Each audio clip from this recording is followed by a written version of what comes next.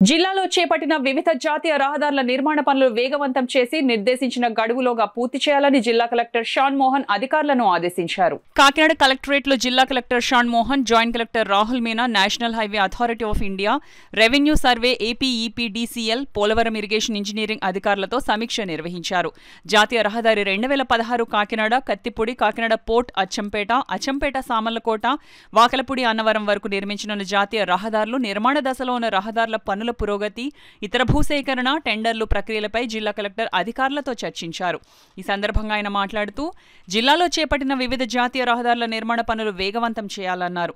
రాష్ట్ర ప్రభుత్వం జాతీయ రహదారుల నిర్మాణాలపై ప్రత్యేక దృష్టి పెట్టినందున రెవెన్యూ, ఎన్హెచ్ఏఐ ఇంజనీరింగ్ అధికారులు, సర్వే, విద్యుత్ శాఖల అధికారులు సమన్వయంతో పనిచేసి నిర్దేశించిన గడువులోగా నిర్మాణ పనులు పూర్తి చేయాలన్నారు. అదేవిధంగా జాతీయ రహదారులకు అవసరమైన భూసేకరణ పనులను సకాలంలో పూర్తి చేసి టెండర్ల ప్రక్రియ చేపట్టాలని జిల్లా కలెక్టర్ అధికారులకు సూచించారు.